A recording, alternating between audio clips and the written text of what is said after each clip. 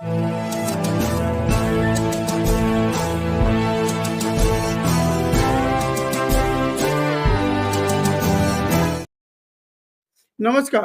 भारत भाग्य विधाता टीवी में आपका बहुत-बहुत स्वागत है दोस्तों।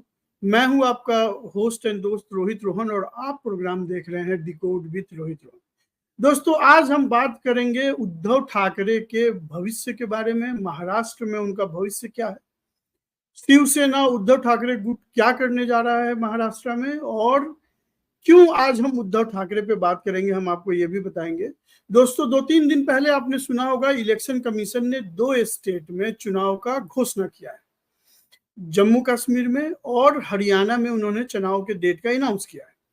लेकिन ये जो चुनाव का अनाउंसमेंट था वो 4 स्टेट में होना था, जिसमें एक स्टेट महाराष्ट्र भी था। लेकिन सुरक्षा के कारणों की वजह से, क्योंकि जम्मू कश्मीर में एक बड़े समय के बाद, एक बड़े अंतराल के बाद चुनाव होने जा रहा है, तो सुरक्षा को लेके बहुत सारे गंभीर सवाल थे, जिसकी वजह से इलेक्शन कमीशन ने ये डिसाइड किया कि वो 2 स्टेट का चुनाव अभी कराएंगे और 2 स्टेट का चुनाव नवंबर या दिसंबर में कराएंगे। यानी कि महाराष्ट्र का जो चुनाव होना है वो नवंबर या दिसंबर में कभी भी उनके डेट का अनाउंसमेंट हो जाएगा। अब दोस्तों, बात करते हैं कि भाई आखिर में उद्धव ठाकरे पे हम क्यों डिस्कस कर रहे हैं। दोस्तों, आपने एक कहावत सुना होगा, लालच बुरी बला। बचपन में हमें हमारे माँ बाप, हमारे परिजन, हमारे गुरु, हमारे दोस्त हमेशा ये बताते हैं कि लालच बुरी बला। लालच सिर्फ उद्धव ठाकरे में ही नहीं, लालच स्वर्गीय शिवसेना के प्रमुख बाला साहब ठाकरे में भी था। अपने पुत्र के प्रति मोह था। आज वही उद्धव ठाकरे का ये हाल हो रखा है कि हम बोलना नहीं चाहते, असली कहावत तो आपको पता है, लेकिन वो ना घर के रहे हैं ना घाट के रहे हैं। तो आइए हम सिलसिलेवार ढंग से आपको बताना चाहते हैं कि आखिर में महाराष्ट्र के पॉलिटिक्स में ऐसा क्या हो गया। खुद उद्धव ठाकरे ने इसको एक्सेप्ट कर लिया और उनके 2 ऐसे स्टेटमेंट है जो इस बात को जस्टिफाई करता है कि उन्होंने अपने डिफीट को, अपने पराजय को, अपने पॉलिटिकल एक तरीके से क्षय का, पतन का जो है, उन्होंने एक्सेप्टेंस ले लिया है, एक्सेप्ट कर लिया उसको। तो दोस्तों, बात तब की है जब बाला साहब ठाकरे अपने आखिरी सांसें गिन रहे थे। आपको पता होगा कि 17 नवंबर 2012 को बाला साहब ठाकरे का स्वर्गवास हो गया था। मैं खुद बाला साहब ठाकरे को बहुत ही मानता हूं, पॉलिटिकली बहुत ही वेल एजुकेटेड पर्सन थे और बहुत बड़े कार्टूनिस्ट थे। कार्टूनिस्ट से इतने बड़े पार्टी को कन्वर्ट किया, इतने बड़े जन नेता थे। लेकिन जब उनको अपना उत्तराधिकारी चुनना था, तब उनके पास 2 ऑप्शन थे, राज ठाकरे और उद्धव ठाकरे। जितने भी पॉलिटिकल एक्सपर्ट्स थे वो बताते थे कि जो राज ठाकरे का स्टाइल था बात करने का, धमकी देने का, संगठन को मैनेज करने का, वो बाला साहब ठाकरे का 99% था। जबकि उद्धव ठाकरे जो थे वो पता नहीं क्यों उनके बारे में तब शायद इतनी अच्छी फीडबैक नहीं थी।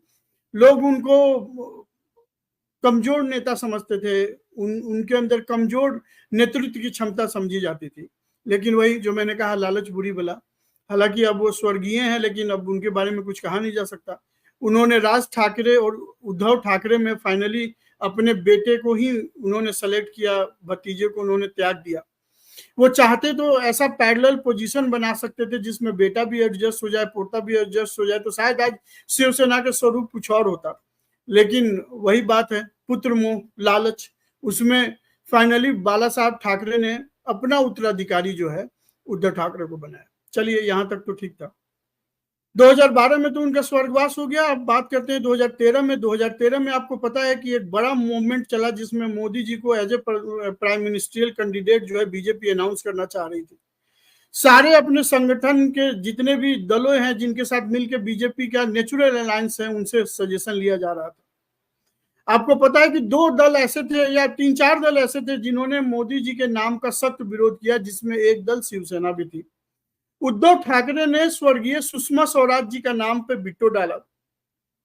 वो चाहते थे कि सुषमा स्वराज जी जो हैं वो बीजेपी की तरफ से प्राइम मिनिस्ट्रियल कैंडिडेट बने, लेकिन खैर वो हुआ नहीं और मोदी जी को प्राइम मिनिस्ट्रियल कैंडिडेट बना दिया गया। और वहीं से जो है ये टसल शुरू हो गई, एक तरीके का मनमुटाव शुरू हो गया, क्योंकि उद्धव ठाकरे ने एक स्टैंड ले लिया और बीजेपी ने अपना स्टैंड क्लियर कर दिया कि उनको मोदी जी के साथ जाना है। उद्धव ठाकरे ने बोल दिया कि वो शिवसेना को शिवसेना का जो मत है वो स्वर्गीय सुषमा स्वराज जी के साथ है। तो खैर अब वो तो बात रही नहीं, क्योंकि अब सुषमा स्वराज जी भी जिंदा नहीं है और मोदी जी प्रधानमंत्री बन गए।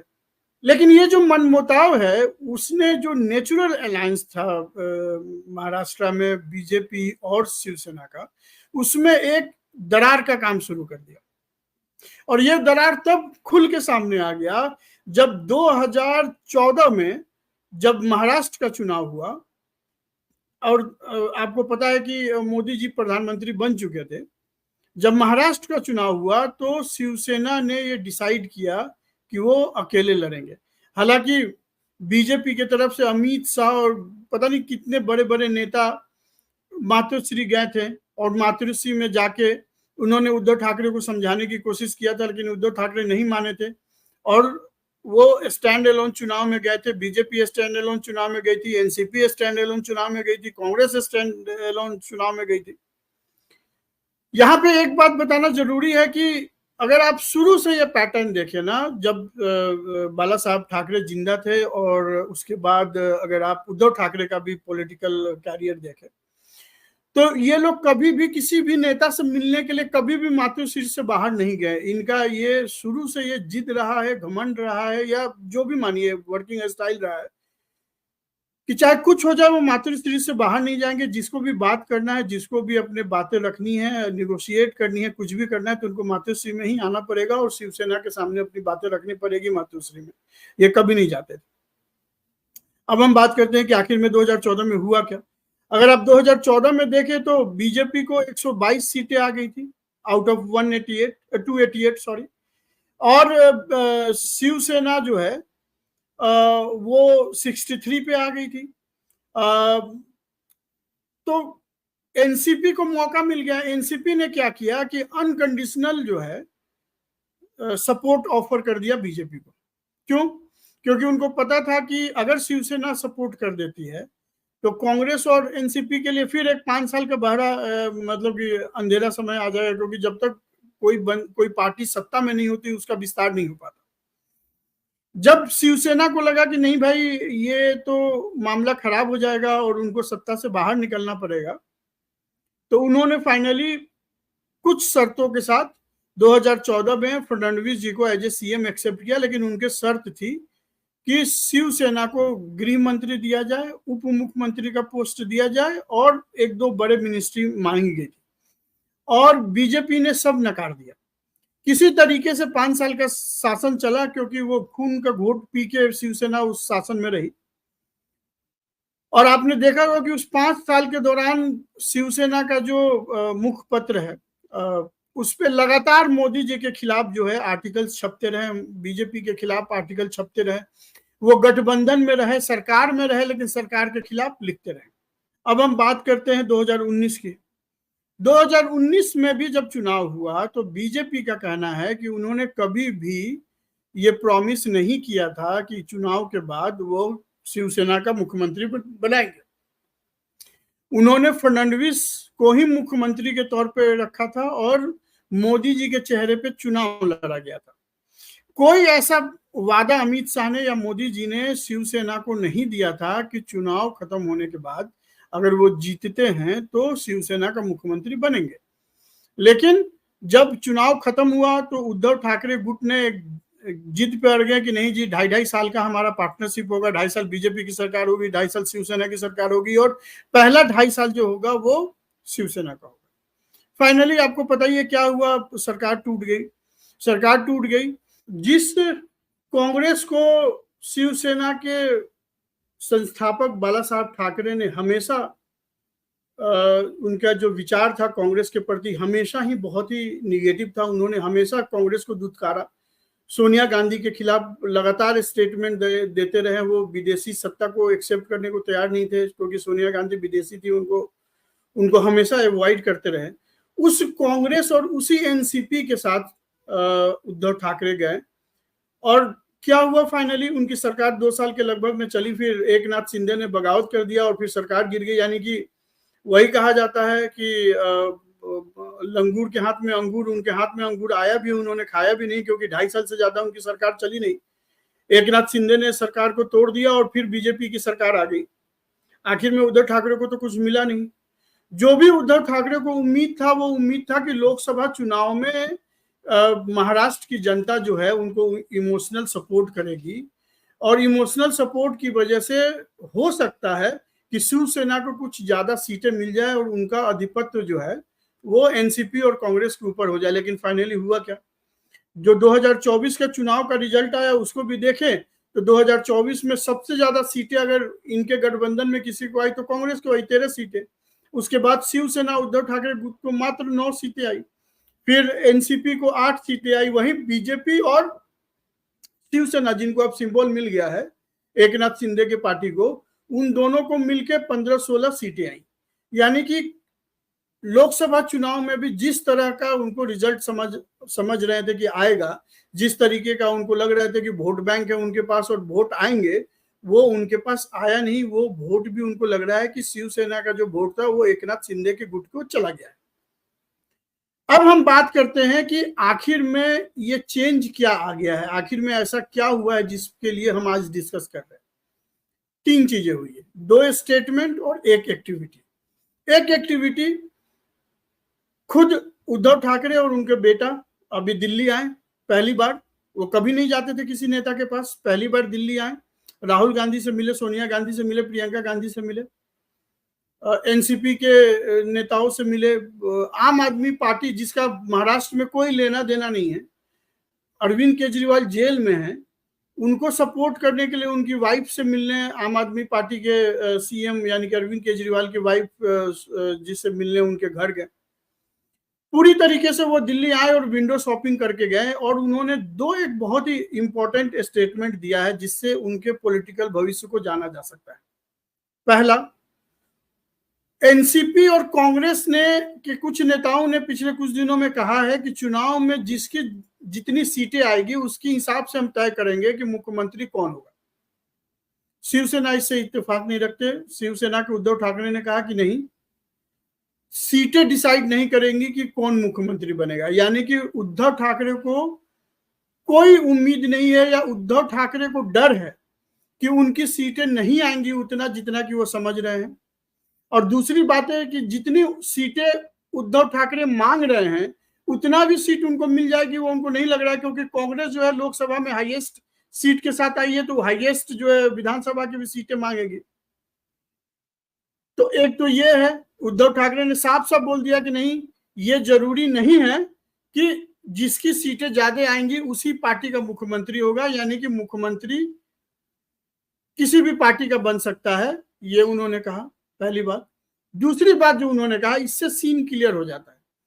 जहां एनसीपी के जो अध्यक्ष हैं शरद पवार, एनसीपी एक तो चला गया है जो उनके भतीजे ने ले लिया जिसको सिंबल मिल गया, लेकिन एनसीपी उद्धव ठाकरे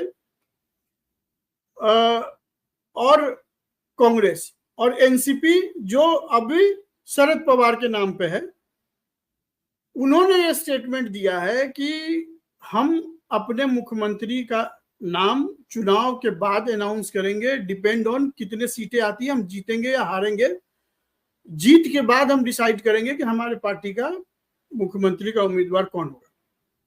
लेकिन उद्धव ठाकरे इससे इत्तेफाक नहीं रखते। उनका यह मानना है कि पहले मुख्यमंत्री का नाम अनाउंस कर देना चाहिए तब चुनाव में जाना चाहिए। यानी कि उद्धव ठाकरे कोई भी रिस्क नहीं लेना चाहते।